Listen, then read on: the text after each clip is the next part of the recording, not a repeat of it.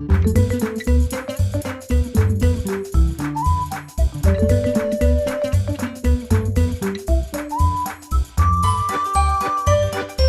amigos, ¿cómo están? Hey friends, welcome back to the Language Tutor Spanish podcast.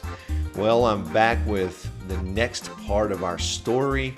I've been getting some great feedback on the Language Tutor Spanish Facebook page. A lot of people have been sending me messages and saying, hey, I really like the story. And, you know, it really helps when you broke it down and then we went back, did it again. So I think it feels pretty good when you're learning a language and you're actually able to listen to something, a song, a story, and after you've broken it down and then you say, wow, I understood that. That's a really cool feeling. So we're going into the next part of this story, which is called La Paella Loca. Now, one thing I didn't mention last episode was that this is actually part 2 of chapter 1. Yeah, so it's not actually finishing the story, it's finishing chapter 1. I should have mentioned that last time, but so you're probably not going to understand today why the title is called La Paella Loca, but if you remember the last episode, we know that our two characters, Daniel and Julia, are on their way to Spain, and Dad comes in and he says, hey, I've got some money for you. And so now they want to tell Daniel the good news. So let's pick up our story from that point. Here we go. Julia y mi padre salen al pasillo. Mi padre me mira y dice, ah, Daniel, estás aquí y ya te has vestido. Mira, este dinero es para vuestro viaje. Gracias, papá. Nos vendrá muy bien. Ahora vuestra madre y yo os vamos a llevar en coche al aeropuerto. Venid. Pocos minutos más tarde y después de desayunar, salimos de casa y vamos hacia el aeropuerto en el coche de mi madre. Julia está muy nerviosa. Julia, cariño, le dice mi madre, ¿estás bien? Estoy muy nerviosa, le responde. ¿Por qué? No conozco a nadie en España, solo conozco a Daniel. No te preocupes, seguro que en Barcelona hay gente muy agradable y simpática, especialmente Armando, el amigo de Daniel. Sí, mamá, estoy segura de eso, pero estoy impaciente. En el aeropuerto hay colas muy grandes. Hay mucha gente de diferentes partes de Inglaterra facturando para sus vuelos. Muchos viajan por trabajo, algunos van de vacaciones. Me acerco a Julia y le digo, ¿ya estás más relajada? Sí, Daniel, en el coche me puse muy nerviosa. Sí, es cierto, pero todo irá bien. Armando, mi amigo de Barcelona, es muy agradable. A menudo ayuda a los estudiantes de intercambio como nosotros. Nuestros padres nos abrazan con ternura. Nos despedimos diciendo adiós con la mano mientras pasamos por el control de seguridad. ¡Os queremos, hijos! Esto es lo último que oímos. Una hora más tarde, el avión despega rumbo a Barcelona. All right, my friends, let's go back and look at some words and phrases, some structures in what we just read. In the very first sentence, we have a context word here, one that we have to kind of look at the context to get the meaning. Julia y mi padre salen al pasillo. So the word pasillo actually has a few different meanings. It can mean aisle, it can mean hall. And so we know that from the last episode, they're in the house. And so we can assume that in this case, it means the hallway. So my father looks and says, Daniel, estás aquí y ya te has vestido. All right, here we're using present perfect indicative. Te has vestido. Also, we have a pronoun there, so we're saying you have dressed. You have dressed yourself, basically is what we're saying, using that reflexive pronoun. He says, mira, este dinero es para vuestro viaje. Again, we are using that Spain form in this story. So we're using vuestro, which is that possessive adjective meaning your plural. Now, the next sentence is pretty interesting. He says, gracias, papá, nos vendrá muy bien. Now, we know that vendrá is the future tense of venir, to come. And so it's really saying nos vendrá. To us, it will come very well. Now, that doesn't really make a lot of sense. So we have to look at the context here.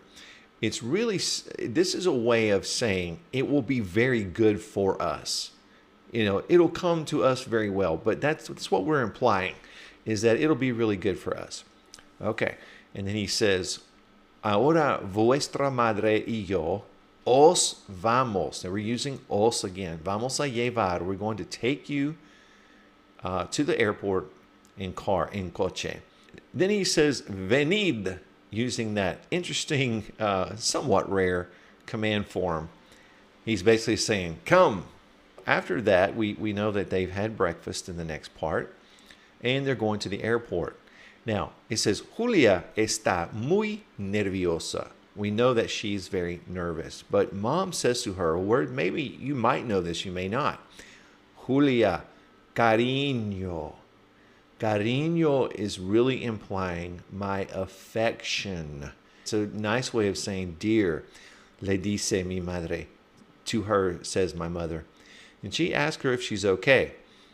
But now the problem is, no conozco a nadie en España. Now here we have an interesting structure because in English we don't do double negatives, do we? But here we say no conozco a nadie. I don't know no one is basically what we're saying, nadie. So I only know Daniel. Now she's telling her, don't worry, no te preocupes. Seguro que en Barcelona, surely that, certainly that in Barcelona there are people. And now she uses two words here saying muy agradable y simpática.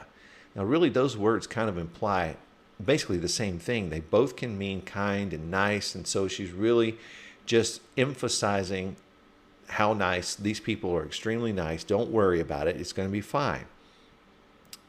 Okay, now she says back to mom, sí, mamá, estoy segura de eso. Now I am sure of this. Eso, remember, is not esto. And we're not using this or that. We're using that eso, which implies this concept in general. I know what you're saying. Okay. Now we use an interesting word in the next sentence. En el aeropuerto hay colas muy grandes.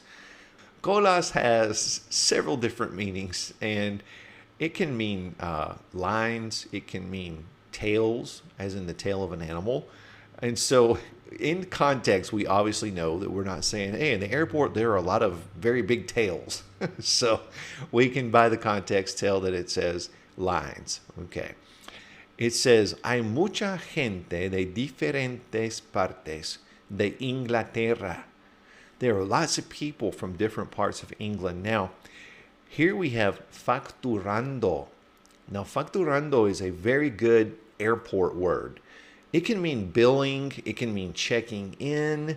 If you put el equipaje after it, the luggage, it can mean checking your luggage. So this is a cool word, especially for the airport. It's a great one to know if you're going to travel and speak Spanish. Okay, so they're facturando para sus vuelos, for their flights. Now, very soon, he says, me acerco a Julia y le digo, me acerco, myself I draw near. I draw myself near to Julia, and I say, and he asks her, ¿Ya estás más relajada? Now you are more relaxed? And of course she says, yes, I am, Daniel. And she tells him, en el coche me puse muy nerviosa. I put myself.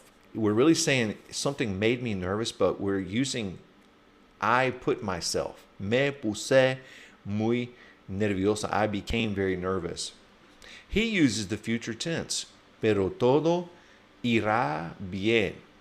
Now, getting almost near the end here, he says to Julia, a menudo ayuda a los estudiantes de intercambio como nosotros. So he's talking about this friend, Armando, that they're going to meet up with. A menudo, you may or may not know this one, it implies often. So he often helps exchange students like ourselves, como nosotros. And the very last part here, he says, nuestros padres nos abrazan con ternura. Now, I'm not sure if you know the word ternura or not, but our parents nos abrazan, us hug, con ternura, with tenderness. Ternura can mean tenderness, it can mean endearment.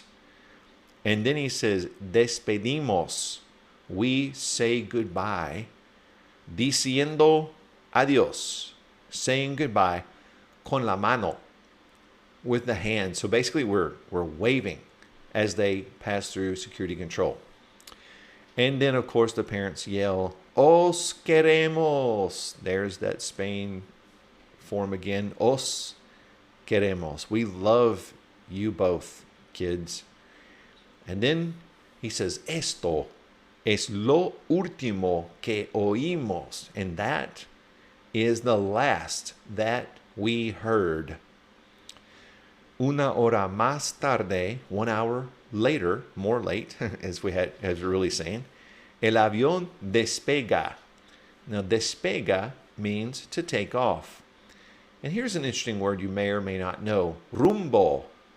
Rumbo means course. A Barcelona. So basically we're saying headed to Barcelona, on a course to Barcelona. Rumbo a Barcelona. All right, and that kind of completes our breakdown. Hey friends, want to make a podcast? Spotify's got a platform that lets you make one super easily, then distribute it everywhere and even earn money all in one place for free. It's called Spotify for Podcasters, and here's how it works. Spotify for Podcasters lets you record and edit podcasts right from your phone or computer. So no matter what your setup is like, you can start creating today. Then you can distribute your podcast to Spotify and everywhere else podcasts are heard. Video podcasts are also available on Spotify. And when you want to take conversations with your fans to the next level, Q&A and polls are the best way to get them talking. With Spotify for Podcasters, you can earn money in a variety of ways, including ads and podcast subscriptions. And best of all, it's totally free with no catch. Ever since I discovered Spotify for Podcasters, I get to create on a completely new level. I highly recommend you give it a try. Download the Spotify for Podcasters app or go to www.spotify.com/podcasters to get started right now. And now let's go back and read part 2 from the beginning, and hopefully you'll understand everything that we're reading this time. Here we go.